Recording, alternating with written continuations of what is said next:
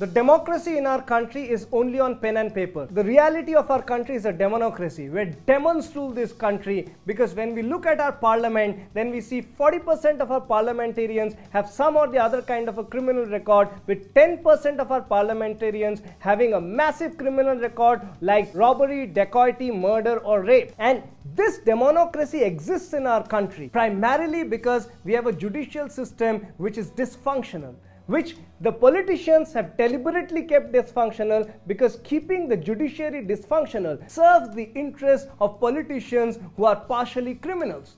And these politicians do not want a good judicial system to exist in our country because it serves their purposes. The lack of a good judicial system makes a country criminalized, and it ruins the democracy.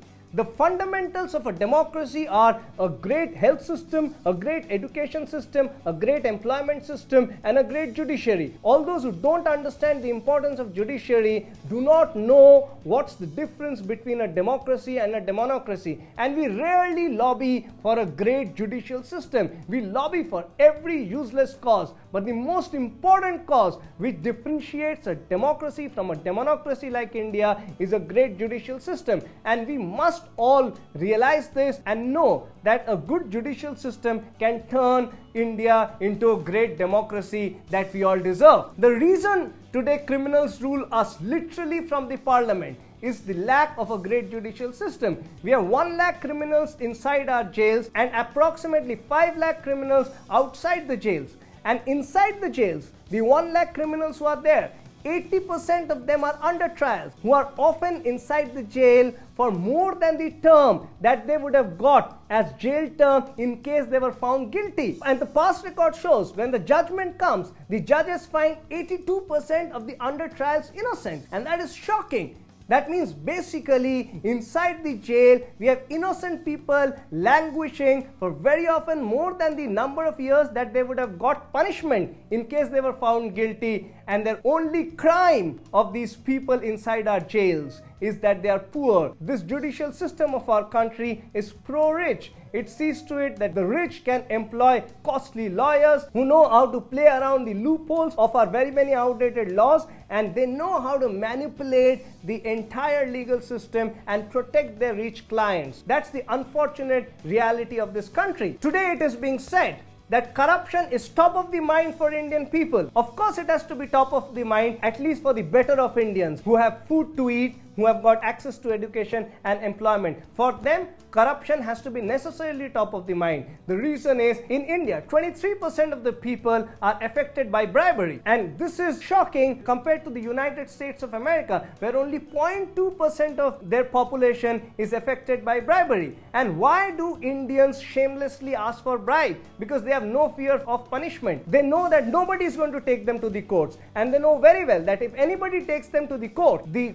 trial is going to go on for 15 to 20 years, and 20 years later most likely they will get a benefit of doubt. Either the witnesses will be killed if it's a big crime, or the witnesses will die on their own after 20 years if his average age is 45-50, or the witnesses will turn hostile because of the mafia environment that runs this country. When you look at a Nitish Katara case and see that his friends turned hostile in the court, do you blame the friends? Of course, they should have stood up for their friend. But the fact is that in America, 10 to 20 times more people stand up for their friends than when compared to India. Because in America, the number of judges per million people is 10 times more than the number of judges per million people in India. So their judicial system is effective. Anybody who goes to the court gets justice within 6 months to a year and a half, 2 years. And that is justice. When you go to the court and the court gives you justice after 15 to 20 years, it's not just justice delayed equal to justice denied. It is actually justice delayed equal to justice denied equal to criminalization of the society. The court supports criminalization of the society by this delayed justice system. And it is imperative that we have a court where justice is delivered on time. And for this, we need about 1 lakh extra judges to be employed over the next 5 years, so that the backlogs slowly and steadily disappear in the next 5 years, and the new cases are given justice in a short duration of time, so that every criminal, every bribe seeker before seeking bribe is scared. He knows that if I seek bribe and somebody takes me to the court, I am going to be punished within 1.5 years. And even if I get benefit of doubt, somebody else will take me to the court after that, and I will not escape it next time. So in 3 years' time, my reign of bribery is going to get over and I'll be inside the jails. Instead of that, today, everybody knows that, oh, court, nobody is afraid of it. 15 to 20 years later, I'll be punished and most likely I'll get a benefit of doubt. And then if somebody else takes me to the court, another 15 to 20 years, by then I'm dead and gone. And that is why nobody is scared of our judicial system. And this dysfunctional judicial system suits the majority of corrupt and criminal people who run our nation today. And it makes our country full of people who don't have the spine to stand up against mafia and criminals, because they know that standing up against them is useless, because in the courts you will never get justice unless and until it becomes a high page 3 kind of murder case like Jessica Lal's, where the courts are pressurized by the glamour-struck media to give justice. What about justice for the hundreds and thousands of other such murder cases? Aren't their families as affected? Don't they deserve an equally fair chance to justice?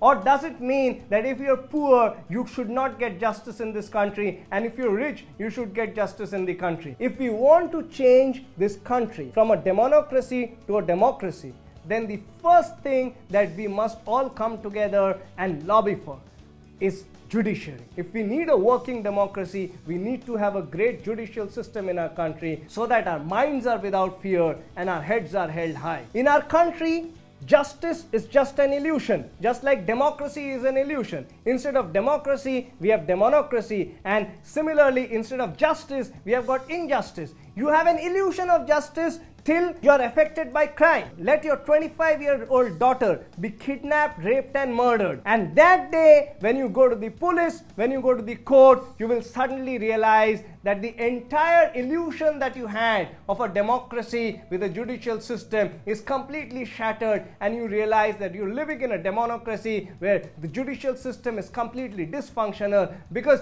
going to the court is a process of self-harassment. You go to the court year after year after year. For 15-20 years, you keep going to the court seeking justice. And in these 15-20 years, very often you die while seeking justice for your daughter's rape, simply because the courts give delayed justice. In any good democracy, the judicial system is such which gives justice on time, and people are not fearful of going to the court. They can fearlessly take a criminal to the court. They can fearlessly take a bribe seeker to the court. And what happens eventually is, not just a Shayan Munshi doesn't turn a hostile witness, not just Nitish Katara's friends don't turn hostile witness.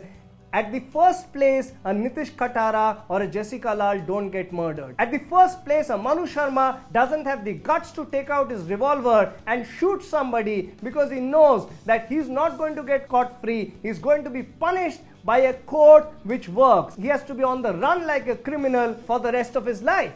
And that's the way you can stop criminalization in a society.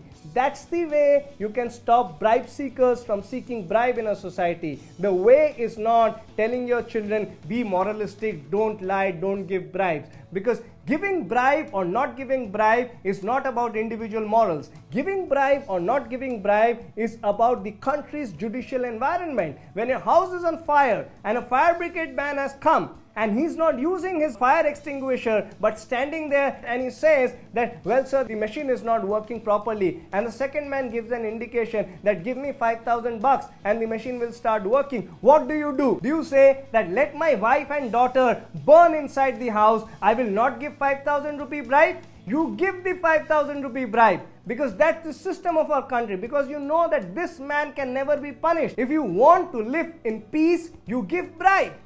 You give bribe not because you don't have morals. You give bribe because the judicial system is dysfunctional and it makes you a partial criminal and a bribe giver.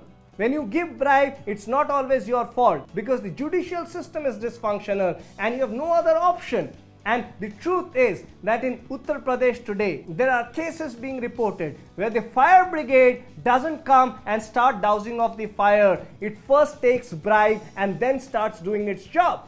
And this is what dysfunctional judicial system takes a country towards. It changes a country from a democracy to a total democracy which is ruled by criminals, mafias, and bribe seekers.